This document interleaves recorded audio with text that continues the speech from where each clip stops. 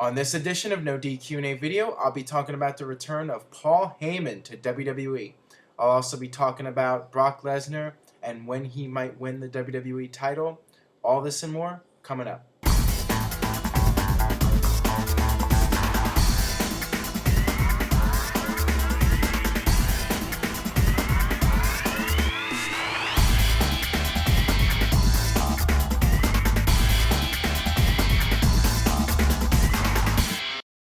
Hey everybody, welcome to another edition of No DQ&A video right here on youtube.com/NoDQ&AV and of course, NoDQ.com. We're coming off Monday Night Raw with the return of Paul Heyman. That's right, Paul Heyman is back in WWE.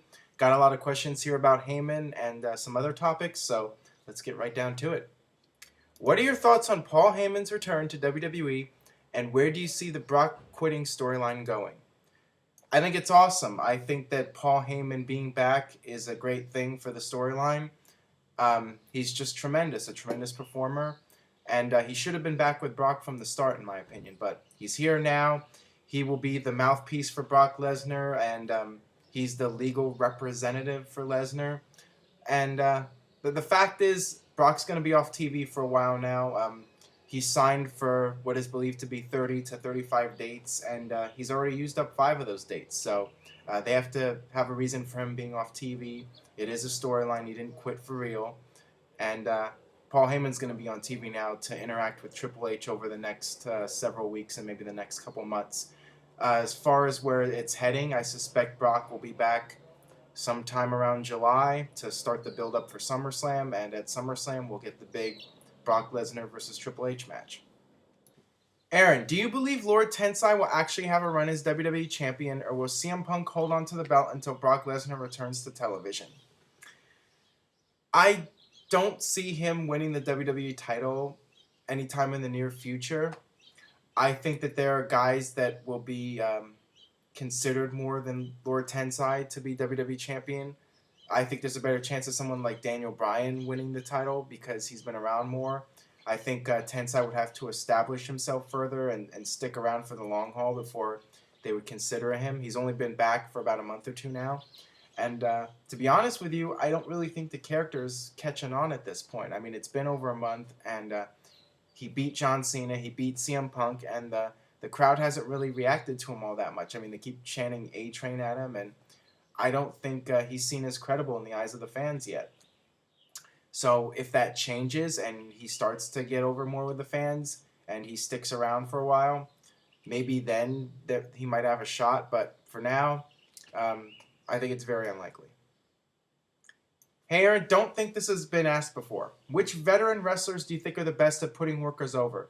Have a large effect on the worker they are putting over and most willing to help young talent?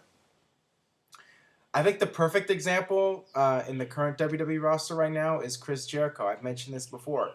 Jericho is coming back, and he came back. He put over Sheamus. He put over CM Punk. He is giving back to the business that made him a star, and he's helping out the young talent and helping them get ready for the big time. So Chris Jericho is definitely a perfect example. And other guys from the past before he died, Chris Benoit, obviously. I mean, Benoit was a ring general. He made guys a lot better in the ring. Guys that had the opportunity to work with Chris Benoit at the live events, they would become better workers themselves. MVP has talked about how Chris Benoit helped him a lot when he was getting into WWE and starting to break in. And guys like Fit Finlay, guys like William Regal, all those guys, they're all considered great workers and guys that can help the younger talent get better in the ring and get better prepared for being a regular on the WWE roster. Do you think that they will eventually push Kofi Kingston?